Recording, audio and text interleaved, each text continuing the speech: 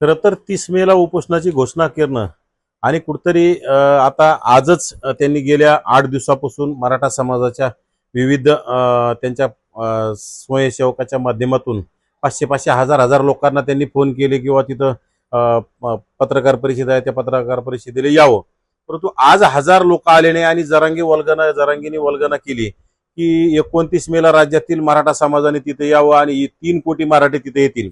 खरं तर किती खोटं बोलायचं आणि राज्यात खरं तर 3 कोटी मराठा समाज आहे का हे सुद्धा आपण राज्यात 13 कोटी टोटल समाज असताना त्यामध्ये मग ओबीसी एससी एसटी मुस्लिम सगळ्या समाज त्यामध्ये येतो आणि त्याच्यापैकी जर एकटा 3 आणि 5 कधी काही म्हणतो ते कधी 3 कोटी म्हणतो कधी 6 कोटी म्हणतो कधी 5 कोटी म्हणतो कधी 7 कोटी म्हणतो म्हणजे किती बिंडोक असणारा नेता किती बिंडोक असणारं आंदोलन याचं एक उत्तम उदाहरण मानावं लागेल. आणि राहिला विषय आज बोलताना जरांगी बोलून गेला की तिथं कुठं ओबीसी आमचा मित्र असू शकत नाही, यांनी 80% जागा खाल्ल्या. त्या भिकारचोट मानसिकतेच्या माणसाला मला सांगायचंय 80% जागा कोणत्या ओबीसीनं खाल्ल्या?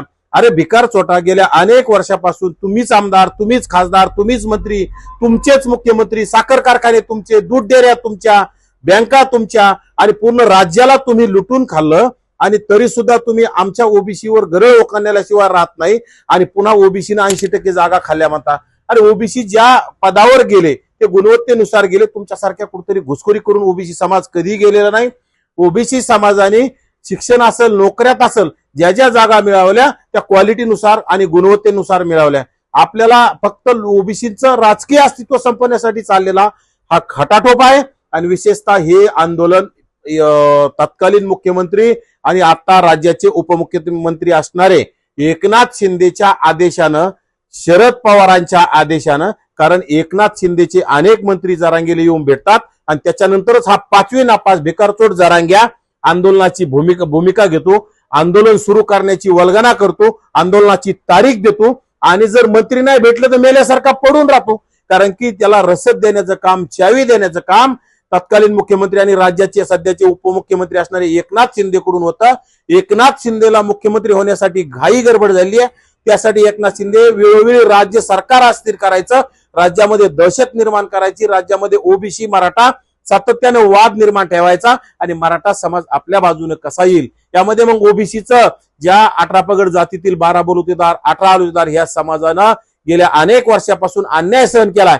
या समाजाची मान कापून घेण्याचं काम या समाजावर पुन्हा अन्याय करण्याचं काम एकनाथ शिंदेच्या माध्यमातून होतोय.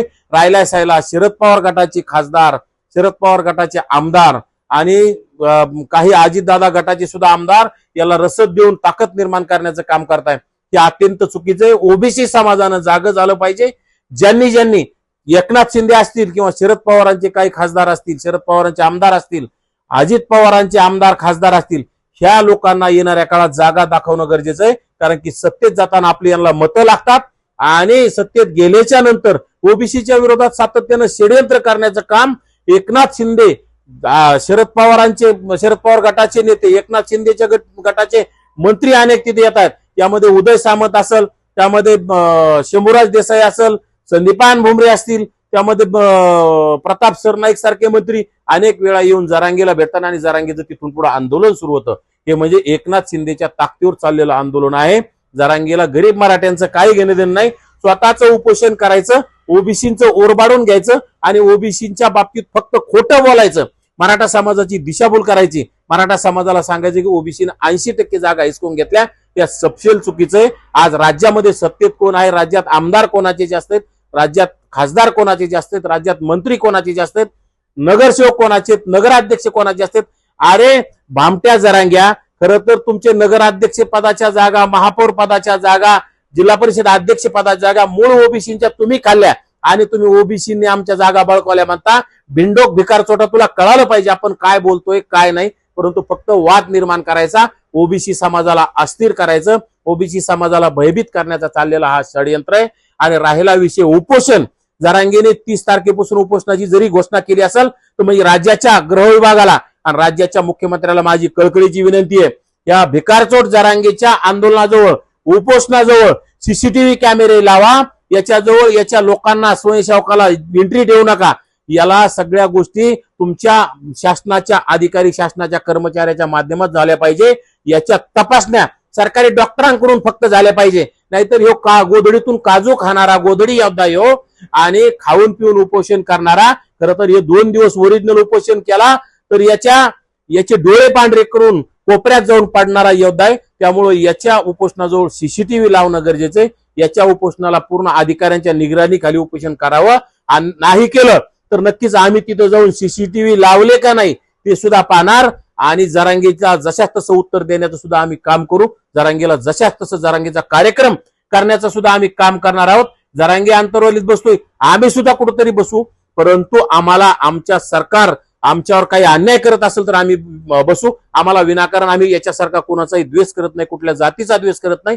फक्त आमच्यावर अन्याय जर होण्याचं आम्हाला कुठं काही दिसलं तर नक्कीच आम्ही सुद्धा आंदोलनाचा इशारा देऊ. आंदोलन करण्यास आम्ही तयार आहोत. आणि येणाऱ्या काळात राज्य सरकारने आम्हाला फसवण्याचं काम केलं तर नक्कीच तीव्र आंदोलन आणि तीव्र पडसाद याचे पडल्याशिवाय राहणार नाहीत. जरांगे जे मागल ते जरांगेला देऊ नये. जरांगेचं उपोषण कडक सीसीटीव्हीच्या कॅमेऱ्यात करावं आणि सीसीटीव्ही कॅमेऱ्याच्या निगराणीत आणि सरकारी डॉक्टरांच्या तपासणीच्या निगराणीत व्हावं. आणि नाही झाल्यास आम्ही याच्यावर नक्कीच आम्ही आंदोलनास तयार राहू आणि जरांगेच्या आंदोलनात आम्ही तिथं जाणार.